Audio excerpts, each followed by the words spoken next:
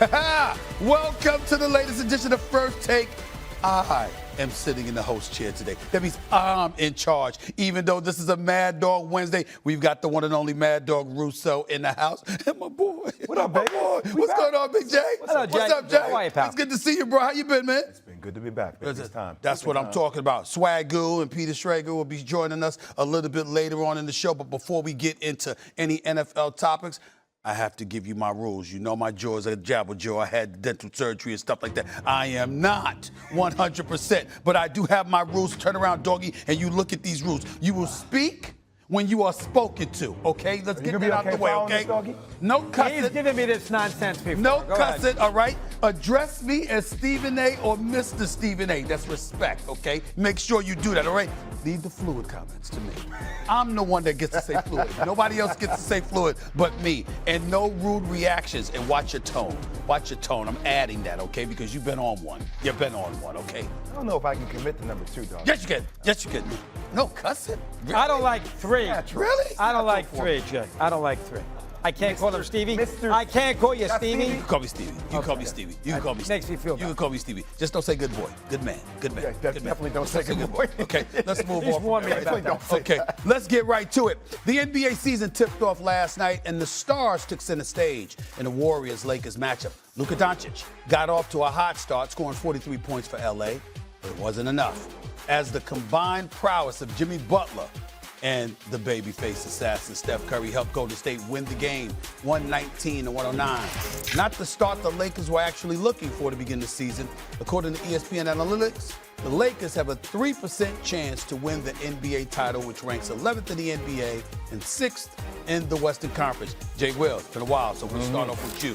What did you learn about the Lakers last night? Well, out of the 4 teams that were playing last night, they were by far the worst team to play. Like, shout out to OKC, shout out to Golden State, shout out to Houston for actually bringing aggressiveness and the style of play where you see teams are actually contending in the Western Conference. The Lakers aren't a championship team, and I think it's okay to say that. Like, watching them last night, I wrote it down, doggy. They're a mediocre team. Their offense is decent. Their defense is horrific. Now, think about this. So, Luka definitely was incredible last night. Attacking downhill, energy level seemed high, conditioning was a thing in the offseason. Seems like he has handled that challenge, right? But when you get Luka and you take away a guy like Anthony Davis, who is the backbone of your defense, who can alter shots, allow guards to press up on the perimeter, it gave you a defensive mindset. This team now with DeAndre Ayton, there's no defensive mindset.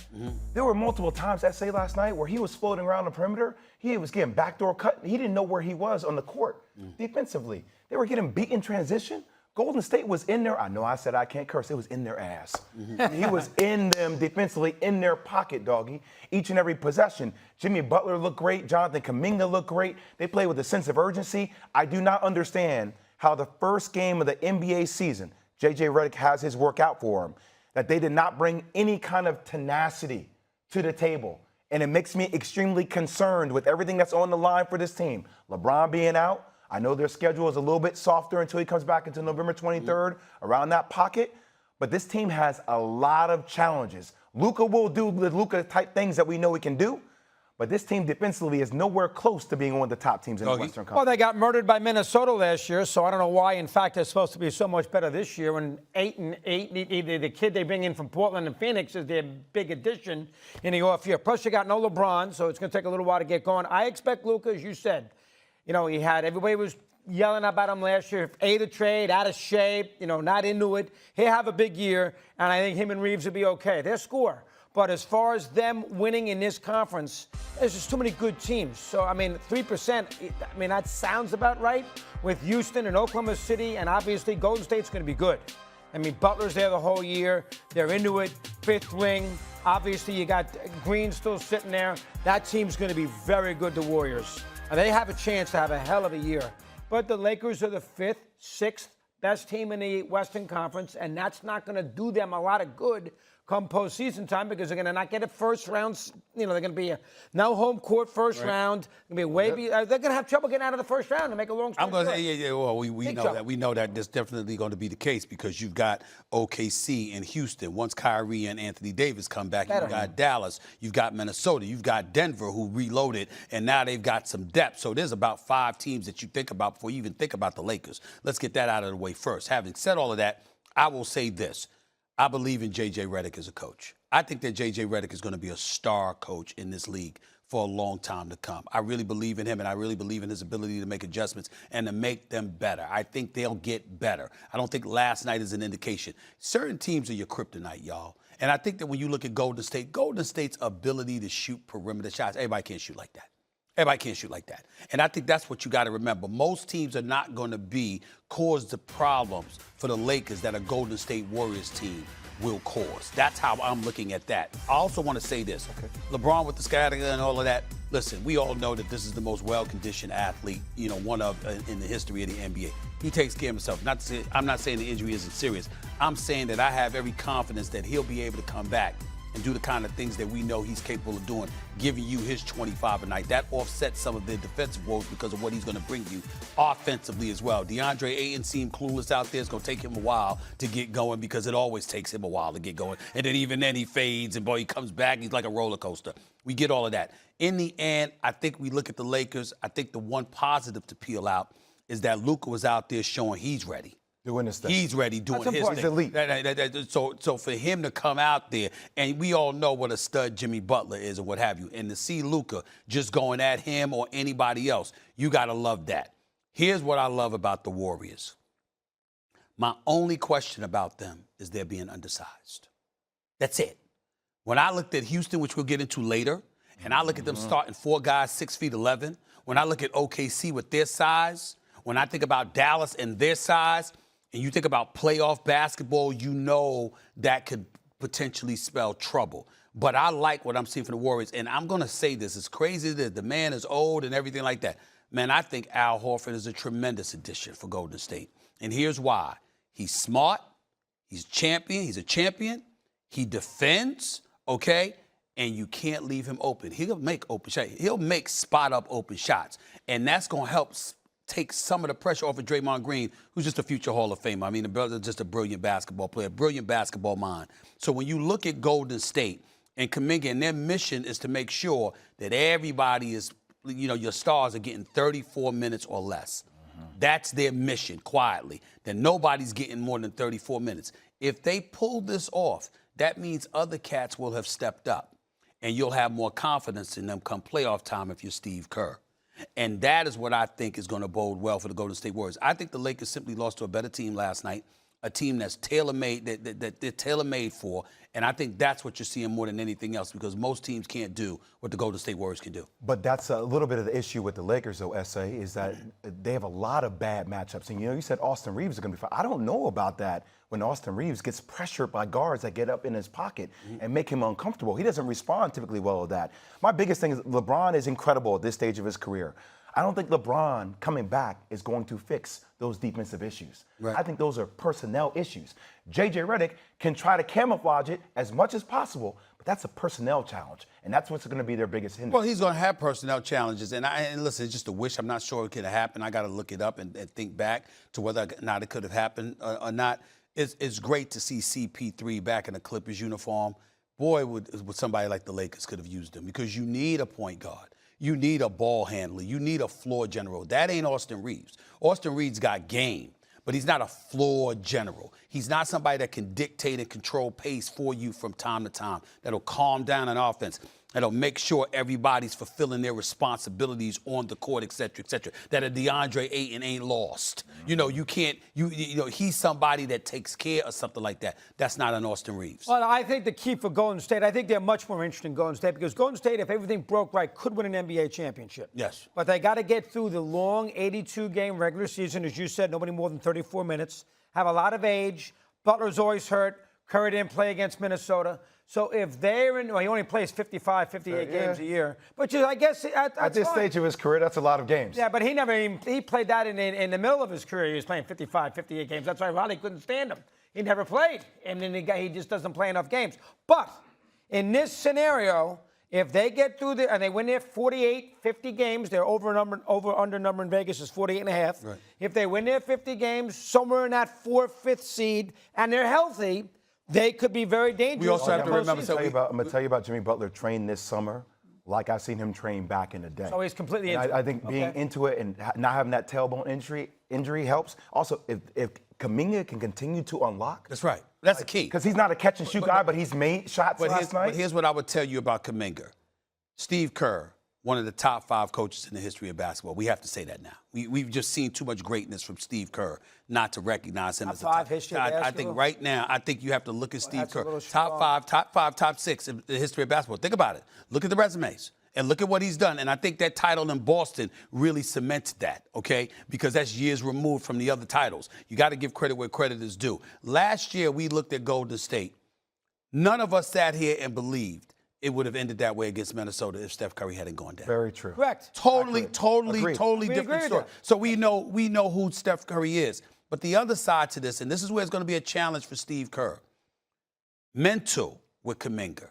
Because Kuminga looked demoralized. He looked completely lost late last year, like the coach had lost confidence in him. And as a result, he had lost confidence in himself. So him having an opportunity to go elsewhere this summer, but that didn't work out, and you end up re-signing with Golden State, now you're in it. And you obviously you paid him, you wanted him back, so you know he's a young talent.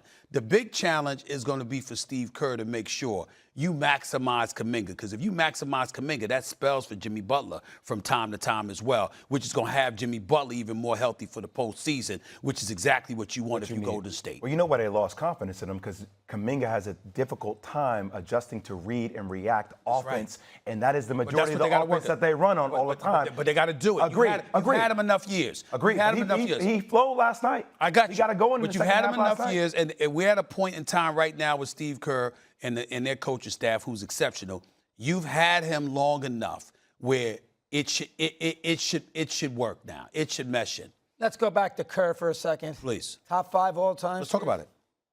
Let's talk about it. Well, Riley, better coach. Phil Jackson. Phil Jackson's a better coach. Okay. Auerbach's a better coach. Okay. Popovich is a better coach.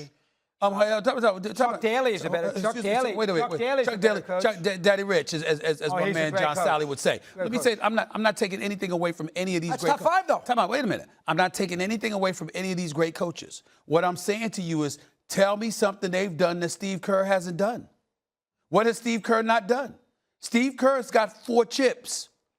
The man has been 7 to 8 finals and finals. Won with 2 different teams. Excuse He me. didn't win with 2 different teams. Me. Phil Jackson had Jordan, Pippen, and Rodman. still won. He had Kobe. I'm just saying. I'm just saying. When you talk about what they had, okay.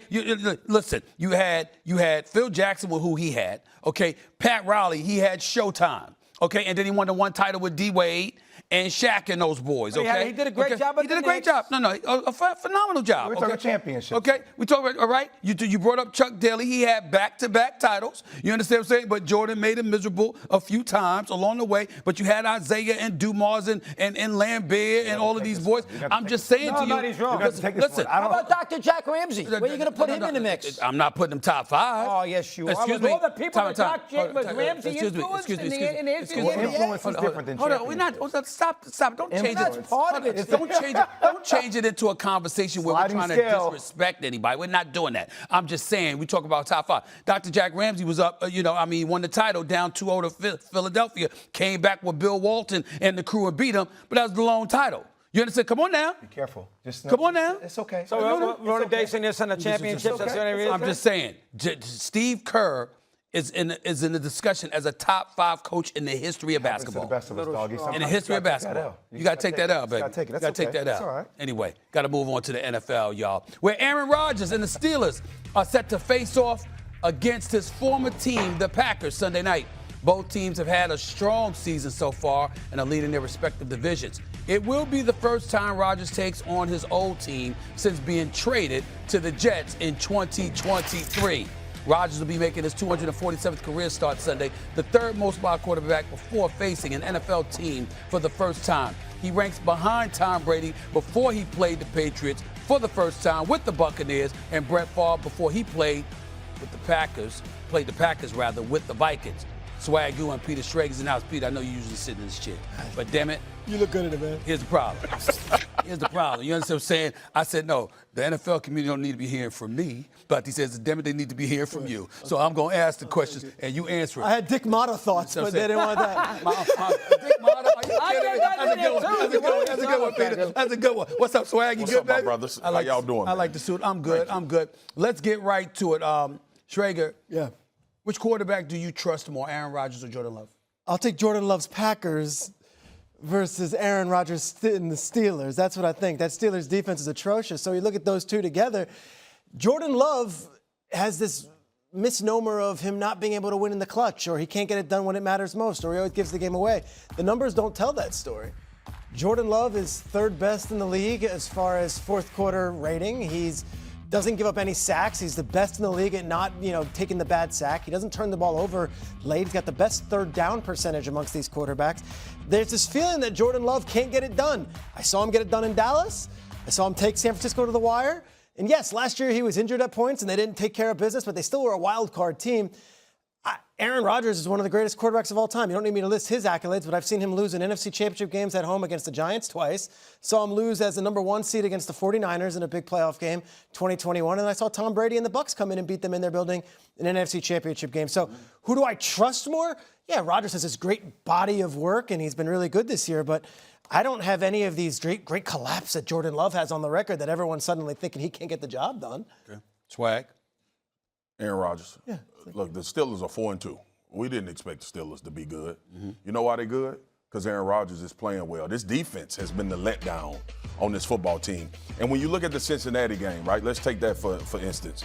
You make a drive late in the game to put your team ahead. You expect your defense to come out and not let Joe Flacco go down the field, and you lose late in that football game against Cincinnati. Take nothing away from Jamar Chase and T. Higgins is on that team. I understand that. But when you think about Aaron Rodgers and you think about going back to Green Bay, 1, incentivized, 2, feels like he's in an offense that's now starting to find their stride. His rapport with those receivers and that tight end and that run game, I trust Aaron Rodgers more in this particular game. I agree with everything you just said about Jordan Love. Jordan Love, to me, the inconsistency is what has kind of kept me on the edge until I see that strand of games where he puts them together. But the talent, the ability to play in clutch moments, I get all of that. Aaron Rodgers right now is starting to look a little vintage. And I want to warn everybody, especially in this division that has taken so much attrition, although they just lost to the Cincinnati Bengals, it wasn't because of him. No. And we thought that if anything went awry with this football team, it would be because old Aaron Rodgers couldn't get back to some semblance of form to help his team win games. I'm looking at this record, doggy. They 4-2. He's played a well. lot of that has to do with the quarterback. Yeah, absolutely. And how he's been playing. So I'm going to go with Rodgers. I agree with you 100%. And Peter, you have to remember in the San Francisco game 2 years ago, Special teams was a problem. Jordan Love in the last quarter and a half was awful. 3 for 9, 34 yards and 2 picks in the last quarter and a half. I got to see, and he wasn't great against Cleveland. He threw a terrible interception there, which got the Browns back in the game. Not great last year in Philly. I think he's got a chance to be, a guy you trust more. But right now, I think you do have to take Rodgers. And you're right, a lot of postseason issues for him, too, recently. Well, but I still would take Rodgers. I'm going to tell you why I agree with Peter on this. I will go with Love. This is going to be like, we have to say this. This is on the verge of being a very, very bad doom and gloom year for Mike Tomlin. When we look at the Steelers, we have religiously sat here for years and said, last 2 years of Ben Roethlisberger's career, he should have been gone by then, okay? He's a Hall of Famer, but stayed a couple of years too long. Steelers haven't found a quarterback. That has been the excuse that we've all fallen on, and it's accurate. Well, you got a quarterback now, and he's playing well. And your defense, the Pittsburgh Steelers, have a horrible defense. Think about that. When have we ever thought we would say that about the Pittsburgh Steelers? That's where the problem lies. Because all along, what we've been saying all along is that if they just got a quarterback, No doubt. this team will contend. They'll be in the AFC. They'll be in the picture. They'll make some noise. Who knows? If they just could get a damn quarterback. Aaron Rodgers playing this way, clicking with a DK Metcalf, getting productions from other cats, running the football effectively. Last week, you even got somebody like Warren doing a little something. I mean, offensive line not being too shabby. You putting up games where you scoring 25, 30 points. The Steelers down. Yeah. And your defense can't stop a cold. That is not good. You don't expect to hear that. I would go with Love because Love is going against this defense.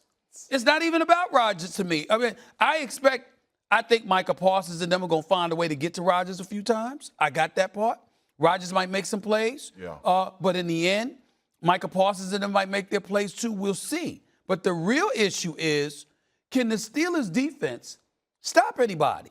Because I'm looking at Jordan Love, 10 touchdowns, just 2 interceptions, complete 70% of his passes, QBR 70. Doesn't get You sacked. got Golden, you got Romeo Doubs, you got Kraft in these cats, you got Josh Jacobs. I mean, you're looking at Green Bay and you're saying, well, you the Steelers, what you going to do with this?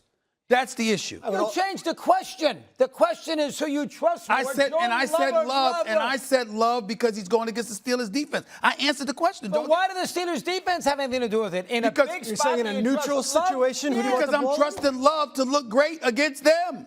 That's what I'm saying. All right. Aren't we asking about this game? Did I mess Fair up? analysis. I understand that. Right. If we looking for the 2 or 3 consistent defenses in this league, you're going to be hard-pressed to get past 2 or 3 teams. All right? I saw the Green Bay Packers give up 40 a couple weeks ago. Okay. I saw the Arizona. Against the number 1 offense in the NFL. And I'm about to bring it home for you. I saw the number 2 quarterback Jacoby in Arizona Brissett. miss opportunities to win the game. But on 3rd and 1 and 4th and 1, he got stuffed when they needed it. And I agree with you, Peter. But have we not saw flaws in the Green Bay 100%. Packers defense? They are not the model of consistency of great defense. If Micah Parsons didn't take over the Arizona game, there would have been a lot of issues coming out of that game. So let's not listen. I don't want people to think that in this iteration of the NFL, because we're talking about this year, that you gonna go out there 17 weeks. and stop people. That's just not going to happen week in and week out. I can give you all the credit in the world for the Steelers defense not being the defense that we thought they would be. But I'm not out on the fact that 1 week could change a lot. Didn't you feel like they missed a big opportunity last Thursday night with the Ravens being I down? thought they did. And I the thought they did, And Peter. they're on the bye week, the Ravens. Yep. It's like, just go win on a Thursday, get a nice long rest, and then come out there and you show the Packers that you did. Yep. And that defense was so bad. And what scares me about the Steelers defense, as much as Rodgers and Metcalf got the big ads and they got all the talk here, they invested in Jalen Ramsey. They Yep. invested in Juan Thornhill. They invested in Darius Slay. They knew this was a sore spot. I can't hold but so much against Jalen Ramsey, though, when you got to guard Jamar Chase, who's the best in the game as far as threw I'm it to him concerned. 20. And they threw it his way 23 times. Let me ask y'all this, I mean, and that's only 50. They only completed 50%. This of the passes. That's not conversation. bad. This the conversation, Mad Dog. Do we not think they're gonna get better?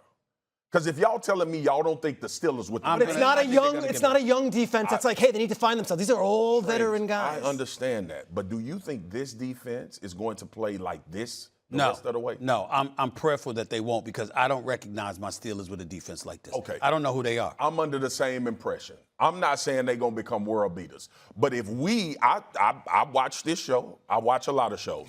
If we think the Cowboys are gonna get better, we not gonna give some credence to the Pittsburgh Steelers defense getting better as the season goes along. The guy that's under the microscope is Terrell Austin, the defensive coordinator. Sure. I understand what you're saying about Mike Tomlin. Mike I'm Tomlin. just saying. No, starts I with get him. it. I Starts get with it. him. Mike Tomlin been to the playoffs with this team though without quarterbacks. I know. Right? Which is why there's no But excuse for Stephen them A, looking this way now. He's going to go to the playoffs this year. Okay. They're going to get in the playoffs. He's got to win a playoff game, though. He hasn't won a playoff game in a long And Mad Dog, long that's what I'm 2016. alluding to. 2016? That's what I'm alluding to with us thinking that this, Right, you think right. this defense going to play like this the rest of the way? Doggy, give you the last word. You have 20 seconds. Clock's ticking. Go ahead. Rodgers, I like what Swagoo said about Rodgers and you, for a change. He has played really well so far in this. And he didn't have Austin against Cincinnati. He's getting Metcalf involved. He's run better. I think Pittsburgh right now is a very dangerous team because I am with Swagoo. Defense will get better. And if Rodgers continues to play like this in a bad division, they're going to get some home games in the postseason. We'll see. We'll see. Some home games in the postseason. If they got one, I'd be happy. Well, they win a division, they get a home playoff game. Let's move on. Let's move on. Don't interrupt.